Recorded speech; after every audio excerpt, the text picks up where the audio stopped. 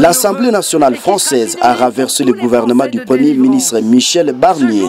Au total, 331 députés issus de la coalition des gauches, du Nouveau Front populaire, NFP, et du Rassemblement national d'extrême droite ont voté en faveur de la motion de censure sur un total de 577 législateurs. Cette décision a plongé le pays dans une période de certitude politique et économique, 6 mois seulement après que le président Emmanuel Macron a dissous l'Assemblée nationale à la suite de la lourde défaite de son parti aux élections européennes.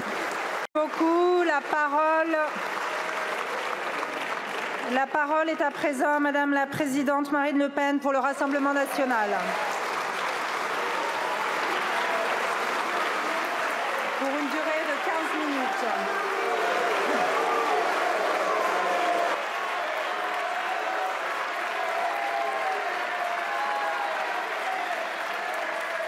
Madame la Présidente, Monsieur le Premier ministre, Mesdames et Messieurs les ministres, chers collègues.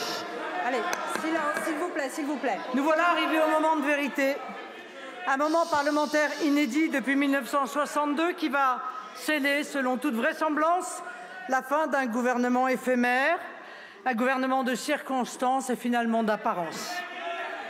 Monsieur le Premier ministre, dès votre nomination à Matignon, le Rassemblement national avait fait un choix responsable, transparent et loyal. Vous prendre au mot lorsque vous vous disiez prêt à construire un texte garantissant, je vous cite, des dépenses maîtrisées, un effort juste et une France souveraine, et à tenir compte des attentes légitimes de nos 11 millions d'électeurs pour atteindre ces 3 objectifs.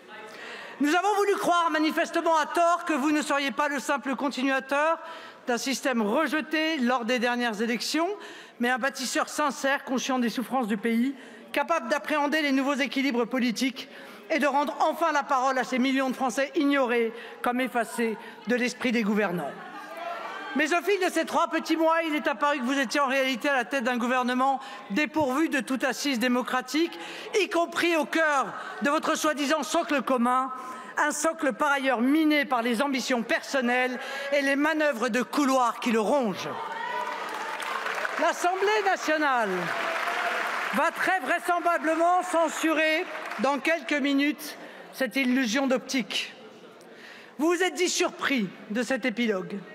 Ce qui est surprenant dans cette affaire, c'est la surprise d'un Premier ministre qui sait mieux que nous que c'est dans ses rangs que l'intransigeance, le sectarisme et le dogmatisme lui ont interdit la moindre concession, ce qui aurait évité ce dénouement.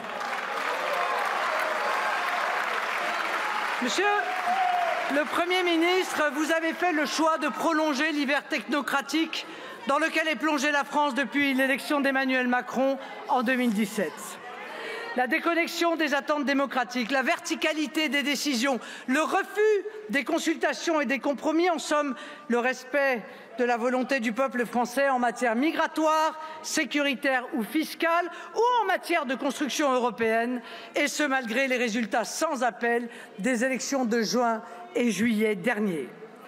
Rien d'étonnant dans ces conditions à ce que ce budget s'inscrive dans la continuité des 50 derniers qui l'ont précédé, des budgets de déficit chronique et de gaspillage qui ont porté notre dette à un niveau jamais atteint, 3 300 milliards, dont la facture est invariablement présentée aux Français, sommés d'éponger ces errements. Depuis 50 ans, la France a perdu le contrôle de ses finances publiques. Elle s'est rendue prisonnière de ces budgets qui obèrent désormais son avenir, celui de nos enfants et même de nos petits-enfants. Ils n'ont pas seulement découragé le travail, mais la création de richesses, pas seulement la volonté d'entreprendre, mais la possibilité de le faire. Ce budget ne s'attaque pas seulement à la France, il prend en otage les Français, et singulièrement les plus vulnérables, les retraités modestes, les personnes malades, les travailleurs pauvres, les Français considérés comme trop riches pour être aidés, mais pas assez pauvres pour échapper au matraquage fiscal. Ces Français qui se posent tous une unique question: où va l'argent? Car comme nous, ils constatent cet extravagant paradoxe.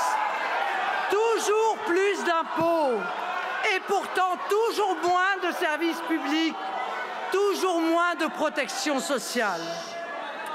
Dans ce contexte de crise budgétaire et institutionnelle, nous vous avons proposé un contre-budget traduisant 5 choix politiques clairs. Rendre du pouvoir d'achat aux Français, défendre les entrepreneurs, lutter contre les rentes, la spéculation et la fraude, dégraisser l'État et le recentrer sur ses missions régaliennes, stopper les dépenses contraires à la volonté populaire. Vous avez refusé jusqu'au bout de retenir ne serait-ce qu'une partie raisonnable mais essentielle de ces mesures, pourtant détaillées et chiffrées. Vous n'avez apporté qu'une seule réponse. L'impôt, l'impôt, toujours l'impôt. 40 milliards d'impôts nouveaux, dont 20 milliards pour les entreprises. Mais ce n'est pas le Rassemblement national qui a qualifié votre budget de récessif. Ce sont les milieux économiques. Vous avez même refusé de soutenir l'indexation des retraites sur l'inflation, mesure qui, il y a quelques mois, était un marqueur, voire une ligne rouge du soi-disant socle commun. En fait, les seules lignes rouges qui ont été abandonnées depuis 3 mois, ce sont finalement celles de vos députés.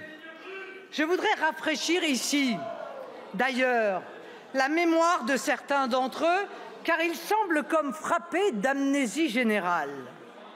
Messieurs Wauquiez et Attal, au hasard, qui pêle-mêle nous affirmaient qu'il y aurait une règle d'or pour revaloriser chaque année les retraites à hauteur de l'inflation ou qu'il n'y aurait aucune augmentation d'impôts pour les Français. Le tout a été admirablement résumé par l'une de vos députées devenue depuis ministre de votre gouvernement. Hausse d'impôts, disait-elle, diminution des retraites, aggravation du déficit public. Ça, pour le coup, on l'a dit très vite au président de la République, c'est le déclenchement de la censure.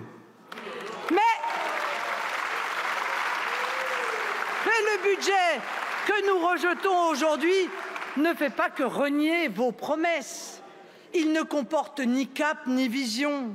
C'est un budget technocratique qui continue à dévaler la pente en se gardant bien de toucher au totem qu'est l'immigration hors contrôle, en s'abstenant de s'attaquer à la vie chère en métropole comme en outre-mer, en refusant de s'attaquer aux causes plutôt que de parler des conséquences de la vertigineuse glissade sécuritaire et criminelle que connaît le pays.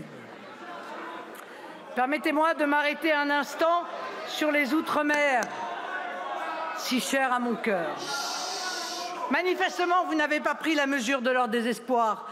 Crise sociale due à la vie chère, accès à l'eau potable, insécurité et immigration clandestine. Sur tout cela, vous n'avez rien entrepris. Le budget que nous rejetons aujourd'hui apparaît clairement comme le contraire d'une politique pensée et pesée. Il n'est qu'une comptabilité froide, issue de logiques bureaucratiques, de choix d'habitude ou de routines dépensières, sans se soucier des postes et des personnes, en ayant à l'esprit que le mandat que nous ont confié nos électeurs est le sens de l'intérêt national. Nous avions éclairé le chemin qui mène au compromis avec 3 balises. Immigration, pouvoir d'achat, sécurité. Ces balises, le gouvernement n'a pas voulu les voir, comme s'il était pour lui déshonorant de chercher en ces circonstances les voies de la conciliation nationale. Les petits pas qu'il a timidement et très tardivement tentés ne peuvent s'appeler des concessions, ce sont des miettes. Je le déplore, mais c'est ainsi. Alors, à ceux qui me croient animé de l'intention de choisir par un vote de censure la politique du pire, je veux leur dire que la politique du pire serait de ne pas censurer un tel budget, un tel gouvernement, un tel effondrement. La France aura un budget, car comme nous l'avons rappelé, nos institutions nous permettront de voter au plus tôt, avec un nouveau gouvernement, des lois de finances pour 2025. Et d'ici là, une loi spéciale que nous voterons évidemment permettra à l'État de continuer à percevoir l'impôt et d'exécuter les dépenses publiques indispensables à la continuité de la vie nationale. En revanche, nous lui évitons la prolongation des tragiques erreurs économiques et fiscales du passé. Nous permettons par notre défense de l'intérêt national, à rebours de 40 ans de politique économique toxique dont vous êtes le continuateur, d'éviter le chaos. Que l'on soit juste, la dissolution, nous la devons à la rupture profonde et ancienne entre la volonté du peuple et les réalisations de leurs dirigeants. La censure est la conséquence non seulement des manœuvres électorales des élections législatives qui ont privé la France d'une majorité de gouvernement, mais également du chantage de votre propre minorité qui vous a interdit de trouver les voies de passage avec vos oppositions, ce qui est pourtant le fondement de la démocratie. Enfin, la situation de notre pays, nous la devons aussi à un président qui s'est ingénié sans discontinuer à déconstruire tout ce qu'il pouvait. Le Quai d'Orsay, la préfectorale, la police judiciaire, le droit à la retraite, l'assurance chômage, la SNCF, la souveraineté nationale, les fleurons de notre industrie, et cette liste n'est pas exhaustive.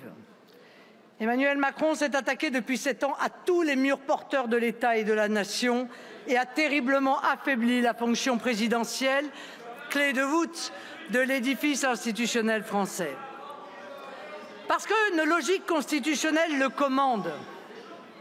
En attendant que le peuple reprenne la parole et la main, c'est au chef de l'État et à lui seul qu'il appartiendrait de sortir le pays de cette pathétique ornière.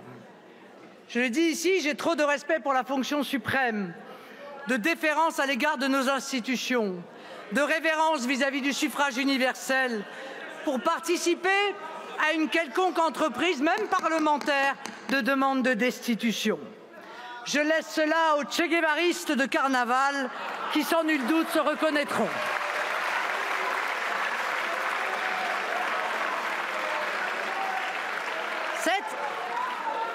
C'est à l'intéressé lui-même de conclure s'il est en mesure de rester ou pas. C'est à sa conscience de lui commander s'il peut sacrifier l'action publique et le sort de la France à son orgueil. C'est à sa raison de déterminer s'il peut ignorer l'évidence d'une défiance populaire massive que, dans son cas, je crois définitive. S'il décide de rester, il sera contraint de constater qu'il est le président d'une République qui n'est plus tout à fait, par sa faute, la 5e. Il devra se résoudre, enfin, au respect de l'Assemblée nationale élue, au respect de tous les citoyens sans exception et évidemment au respect des logiques démocratiques. Alors, mes chers collègues, aujourd'hui où la censure nous apparaît comme une nécessité pour mettre fin au chaos, pour éviter aux Français un budget dangereux, injuste et punitif qui, de surcroît, aggrave les déficits, les institutions nous contraignent à mêler nos voix à celles de l'extrême gauche. Ce n'est pas de gaieté de cœur que nous le faisons, tant les idées de l'extrême gauche et de la gauche extrémisée sont dévastatrices pour l'unité, la sécurité et la prospérité du pays, et tant leur comportement est terriblement éloigné de l'idéal français et du respect de nos institutions. Ces mêmes institutions nous contraignent aujourd'hui à utiliser le NFP comme un simple outil pour éviter l'application d'un budget toxique.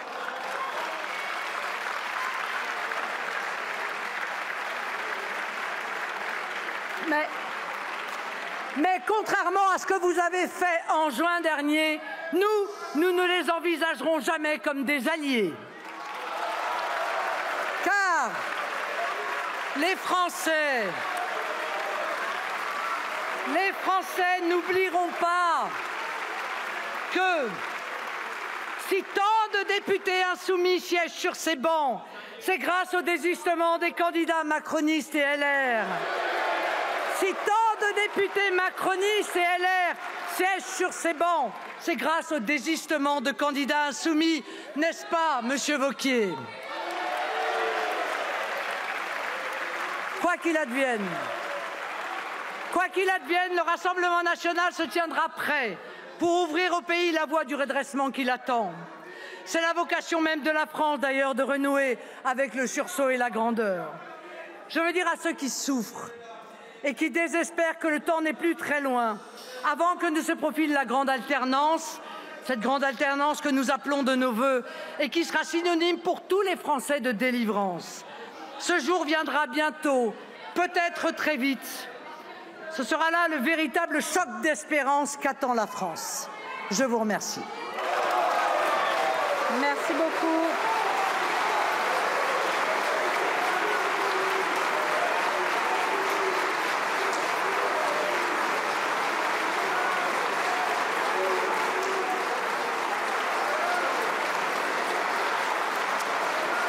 Merci beaucoup. La parole